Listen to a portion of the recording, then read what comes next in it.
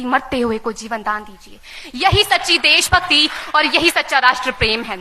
ना सरकार मेरी है, ना रब मेरा है, ना सरकार मेरी है, ना रब मेरा है, और ना ही ये बड़ा सा नाम मेरा है। बस इतनी सी बात का गुरूर है मुझे कि मैं भारत की हूं और ये भारत मेरा है और ये भारत मेरा है। परंतु एक वैचारिक बीमारी हमारे समाज में मुझे नजर आती है।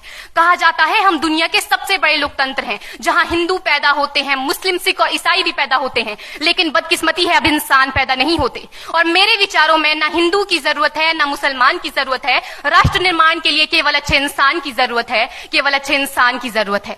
जरा सोच कर देखिए, ये पेड़ पौधे और शाखाएं भी परेशान हो जाएं अगर परिंदे भी हिंदू और मुसलमान हो जाएं। एक शैक्षणिक बीमारी भी हमारे समाज में मुझे नजर आती है, और बड़े ही आश्चर्य की बात है, जिस देश ने पूरी दुनिया को तक्षशिला और नालंदा देकर के विश्वविद्यालय शिक्षा की बुनियाद रखी, आज विश्व के 100 सर्वश्रेष्ठ विश्वविद्यालयों में हमारा एक भी विश्वविद्यालय खड़ा नहीं हो पाता। जहां एक और हमारे पास IIT, IIM और NIT जैसे शिक्षण संस्थान हैं, तो वहीं दूसरी ओर इस देश के गरीबों को बेरोजगारी की जमात में खड़ा करने के लिए उनके हाथ में सर्व शिक्षा अभियान का झुंझुना पकड़ा दिया जाता है। और मैं बता दूं, इस शैक्षणिक बीमारी का केवल एक कारण वो ये कि हमारे देश की शिक्षा नीति केवल 2 तरह के लोगों के लिए बनती है। पहले वो जो विद्वान हैं और दूसरे वो जो धनवान हैं। इसी तरह की कई गजब की बीमारियां हैं, और इन बीमारियों की जो जड़ है ना, वो हमारा अंधविश्वास। और मेरे विचारों में जब तक इस देश का युवा अपनी सफलता के लिए मंदिरों में जा जाकर नारियल फोड़ फोड़ कर भगवान को रिश्वत लगाता रहेगा, हमारे समाज का शिक्षित वर्ग ही बिल्ली के रास्ता काटने पर खड़े हो जाना, अपने धर्म अपनी जाति को ऊंचा मानकर दूसरों के धर्म की अवहेलना करता रहेगा, तब तक ना तो इस देश से अंधविश्वास खत्म होगा और ना ही हमारा राष्ट्र निर्माण संभव होगा। हमारी संस्कृति, हमारी सभ्यता को दुनिया ने शीश नवाया है, तो क्यों आस्था के नाम पर हमने अंधविश्वास फैलाया है। मेरे विचारों में हमारा राष्ट्र निर्माण तब संभव होगा जब इस देश में महिलाओं की पूजा नहीं, उनकी इज्जत की जाएगी। राष्ट्र निर्माण तब संभव होगा जब हम जातिगत आरक्षण नहीं बल्कि सामाजिक सशक्तिकरण पर बात करेंगे। राष्ट्र निर्माण तब संभव होगा जब स्वच्छता अभियान में केवल सरकार नहीं बल्कि सड़क पर चलने वाला हर एक नागरिक हाथ बंटाएगा, स्वच्छ भारत स्वस्थ भारत को दिल से अपनाएगा। असल मायने में हमारा राष्ट्र निर्माण तब संभव होगा जब एक गरीब बच्चा मध्याह्न भोजन के नहीं बल्कि ज्ञान अर्जन के लिए सरकारी स्कूल की चौखट पर कदम रखेगा।